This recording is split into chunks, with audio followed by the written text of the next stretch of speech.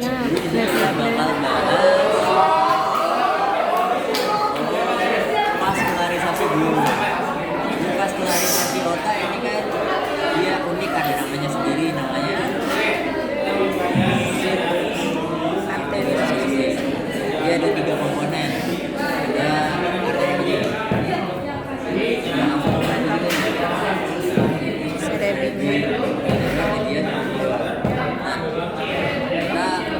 mulai dari sini dulu.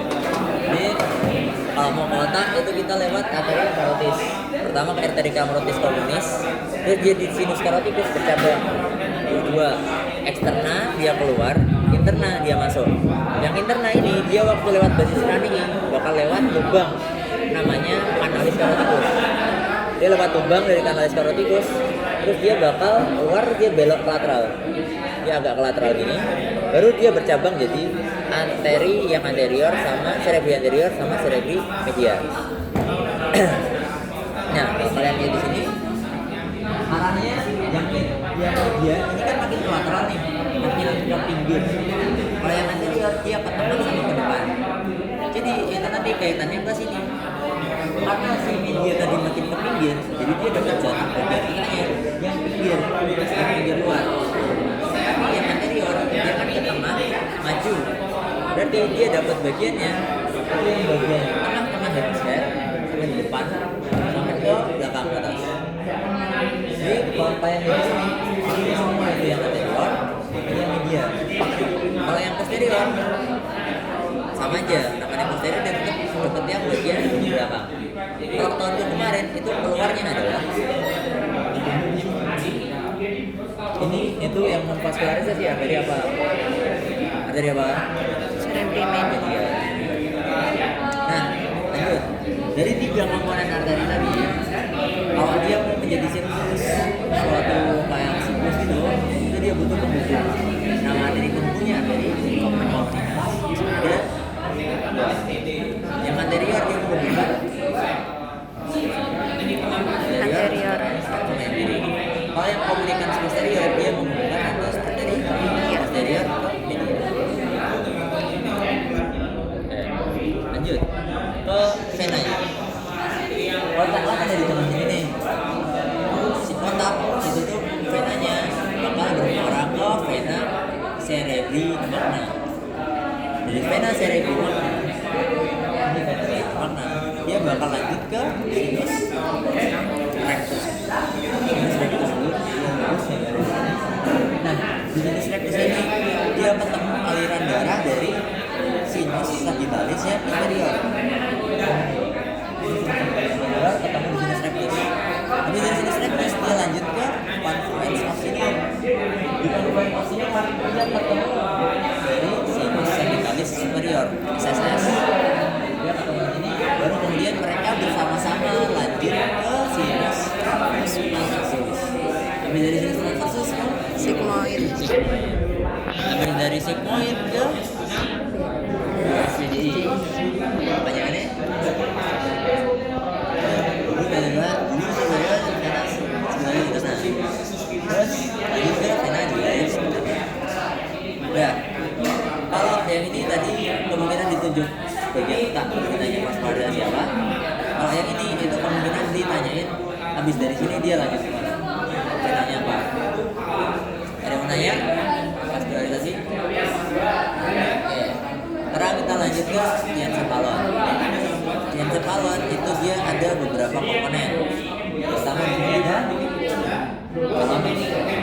Nah, kalian kalau mau tahu talamus dari sebuah preparat, kalian cari tahu dulu si corpus callosum. Ada corpus callosum yang gede. Terus kalau misalnya di bawahnya corpus callosum ada yang menonjol, itu berarti dia si talamus. Terus dari talamus, di bawahnya talamus ada bawahnya persis, di belakang atasnya ada epithalamus, di bagian bawah depan ada hipotalamus. Saya masuk epithalamus. Epithalamus dia ada 2 komponen. Ada nukleus glandularis, ada glandula pineal. Glandula pineal buat sekresi melatonin. dia ini kerjanya dari gabungan sama mata. Jadi mata punya retina kalau dia nangkep cahaya si glandula pineal udah nganter inhibisi yang kerja. Tapi waktu kita malam kan matahari nggak ada, udah gelap, cahaya yang masuk nggak ada, si retina bakal ngirim sinyal. Jadi nggak ada cahaya lagi, ini berarti udah malam. Terus si pinealnya kerja, ngasilin melatonin. Melatonin fungsinya buat tidur. Jadi fungsi kita buat menjaga siklus circadian, kita bangun jam segini, tidur jam segini, bangun waktu pagi, tidur waktu malam, itu ya gara-gara si glandula pineal ini menghasilkan melatonin. Kalau yang nucleus sabinularis itu fungsinya ke faktorius. Jadi seorang faktorius dia bakal ngirim sinyal ke sabinularis. Jadi kita bisa ingat sesuatu dari baunya aja. Itu gara-gara si sabinularis. Terus kalau talamus di sini itu artinya ada dua, ada yang kanan dan yang kiri. Dia dihubungkan oleh adesio linker talamida. Kalau diartiin adesio itu kan berarti adesi kan nempel. Jadi dia kayak nempelin antara dua talamus ini. Adesio linker talamida. Terus fungsinya talamus ini adalah dia relay station. Jadi semua sinyal sensorik kecuali olfaktorius itu dia lewat talamus dulu. Jadi di talamus bakal diproses. Prosesnya itu gimana? Jadi yang disalurin ke otak nggak semua input yang kita terima dari perifer, tapi beberapa yang penting tuh. Kayak misal kita lagi login Mobile Legend, kita fokus mabar Mobile Legend nih. Kita fokus mabar Mobile Legend dipanggil teman dari kanan. Gak denger, soalnya kita fokusnya ke Mobile Legend. Jadi si talamus nih fokusnya itu input visual toh, yang dari kuping gak disalurin, makanya kita nggak dengar kalau dia manggil. Tuh. Nah, tapi selain dari sensorik dia juga jadi relay station kalau dari motorik. Jadi dari cortex dia ngirim sinyal motorik lewat talamus dulu, baru lanjut ke medulla spinalis. Soalnya si otak itu ngirimnya banyak, jadi diintegrasiin di talamus dulu jadi satu perintah yang jelas, baru disalurin sampai otak bisa gerak. Nah, kalau ini nukleus-nukleusnya macam-macam. Nah, yang lain banyak sendiri. Nah, kalau yang sering keluar itu yang bagian posterior antara pulvinar sama geniculum. Kalau pulvinar biasanya buat integrasi sensorik semua kecuali olfaktorius. Soalnya olfaktorius dia langsung masuk ke lewat sini. Terus kalau yang geniculum dia ada yang medial sama ada yang lateral. Yang medial buat pendengaran, yang lateral buat penglihatan. Ngapalinnya adalah lateral L lihat. Yang satu medial. Yang ini medial pakai bahasa Jawa. Jadi kita pakainya mireng aku itu kan artinya mendengar ya. Nah, jadi M mendengar, M mireng berarti dia buat auditory. Kalau L lihat berarti dia buat visual. Kalau kita pakainya melihat dan mendengar kan temannya M semua. Ya cocok, L yang bagian jatah. Nah lanjut nih, kita ke hipotalamus. Hipotalamus ini paling banyak fungsinya. Mau fungsi spesifik per regio kalian baca sendiri di sini. Tapi kalau hipotalamus itu paling sering dibahas sebagai dia pusat termoregulator. Jadi dia yang ngatur termostat tubuh. Terus yang kedua dia itu buat pusat makan sama pusat lapar sama pusat kenyang. Dia juga sih hipotalamus yang ngatur. Ada namanya noreksia sama anoreksia. Makanya kalau kita ada orang gejalanya nggak mau makan, itu disebutnya anoreksia. Nah, tapi selain itu dia juga punya fungsi endokrinnya. Si hipotalamus ini dia ngasilin hormon. Dia dihasilin sama paraventrikular dan suprachiasma. Yang paraventrikular itu menghasilkan hormon oksitosin, yang suprachiasma menghasilkan hormon antidiuretik. Nah, kedua hormon itu dia nggak langsung masuk ke darah, tapi dia disimpan dulu. Disimpannya di hipofisis posterior. Jadi di hipofisis posterior dia nggak bisa ngasilin enzim, yang bisa nggak bisa ngasilin hormon, yang bisa ngasilin hormon dia yang anterior, yang ada di hipofisis.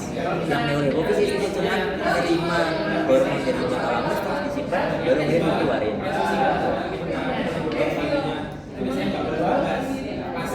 Oh, yang yang subkalamus ini kan logam yang basalis, berarti dia mayoritas perannya ada di motoriknya. Jadi misal kalau si subkalamus ini ada lesi, itu yang keganggu adalah motoriknya, namanya hemibalismus, gerakannya dia bisa dikontrol. Ada yang mau tanya dulu? Pak, lanjut. Lanjut ke tractus descendens. Jadi tractus itu kan jaras saraf, ada awal sama akhirnya. Kalau yang descendens itu berarti kan turun. Berarti dia awalnya dari SSP, akhirnya jadi perifer. Kalau yang ascendens kebalikannya, dia dari perifer ke SSP.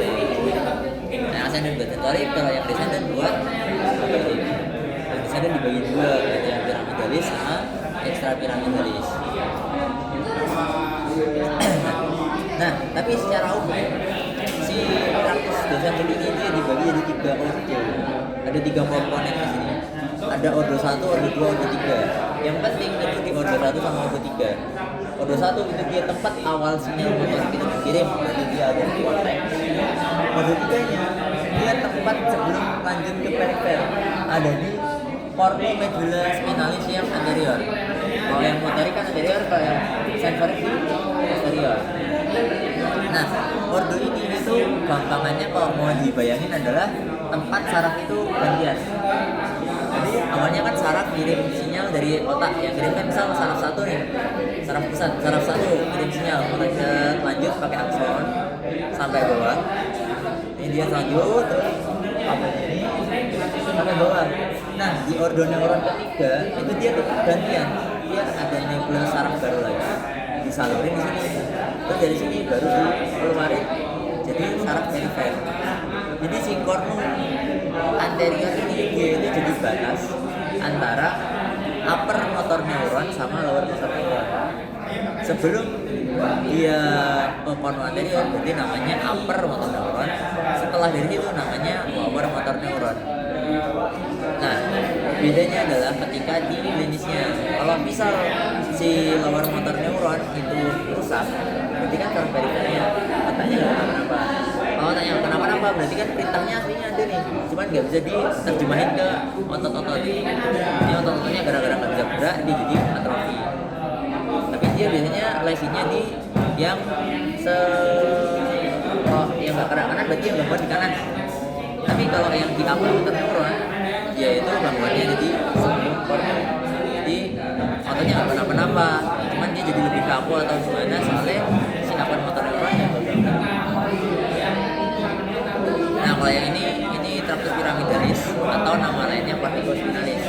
Dia awalnya di cortex, akhirnya di medulla spinalis. Dia bakal menyilang di decussatio piramidalis. Yang menyilang adalah yang lateral. Kalau yang anterior dia lombat, tapi di akhir di cornea. Waktu dia mau keluar dia baru nyilang. Nah, kalau yang extra piramidalis itu fungsinya buat menunjang si piramidalis. Namanya ada di sini. Nah, kalau fungsinya dia di sini. Yang pertama dia vestibulo. Vestibulo itu fungsinya waktu kita postural, kita tegak. Tegak yang kerja adalah musculus extensor. Jadi dia yang berperan adalah tractus vestibulo. Tapi waktu kita ini yang berperan adalah si rubro, soalnya dia flexor. Kalau cortico sama reticulo itu fungsinya buat yang otonom, simpatis parasimpatis. Kalau cortico itu lawannya tecto. Cortico dia voluntar, dan tecto dia involuntar. Ya, tractus. Kalau di tractus yang sering keluar adalah si apa ya namanya? Yang tadi ordo itu. Jadi kayak ordo 3 ditunjuk nih sini, kayak sini. Ordo 3 dari neuron itu adalah kan ini sama aja semua otot kan motorik nih.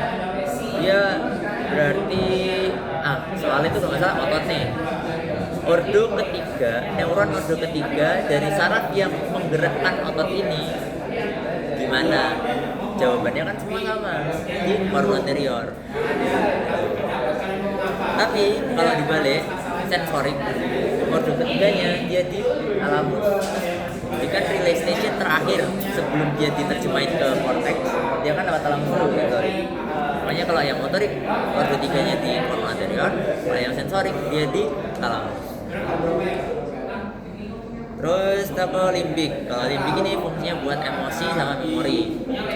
Dia komponennya ini, tapi yang sering keluar itu yang hipokampus sama amigdala. Kalau hipokampus itu buat memori, jadi dari short term memory kita ubah ke long term memory itu di hipokampus. Jadi biar kita nggak lupa-lupa terus, sering direpetisi, sering dipakai, nanti lama-lama jadi long term. Itu yang persis di hipokampus. Kalau amigdala itu tuh dia fungsinya buat emosi. Kita bisa takut, marah, gitu gara-gara amigdala. Jadi misal amigdala itu diambil, kita jadi nggak takut apa-apa, ngerasain emosi. Nah, terus ada yang cortex prefrontalis. Kalau cortex prefrontalis ini dia itu fungsinya buat emosi, terus juga buat kognitif, buat mikir. Jadi kalau orang nggak bisa mikir ya berarti gambarnya di sini prefrontalis. Nah ini itu tuh kayak anatominya doang, kayak bentuk-bentuknya doang gitu. Kalau yang ini itu sirkuit papes, ini kayak alur si sistem limbik ini kerja. Cuman ini seumur-umur aku baca soal responsi kayak gak pernah keluar kalau limbik. Jadi limbik tuh kayak yang penting cuma di amigdala sama hipokampusnya keluar. Kalau yang sering keluar adalah di arteri sama di sini yang tadi yang ordo-ordo itu. Terus apa ya, sama ini deh kayak ditunjuk satu gitu. Jadi jaga-jaga. Cuman yang ditunjuk itu nukleus arteri vena kranial atau vena nervus kranial, nervus kranial bukan nukleus kimia. Jadi kayak nukleusnya olfaktori itu namanya apa, nukleusnya optikus itu namanya apa, nukleusnya okulomotor namanya apa. Dan kayaknya bakal dapet di praktikum.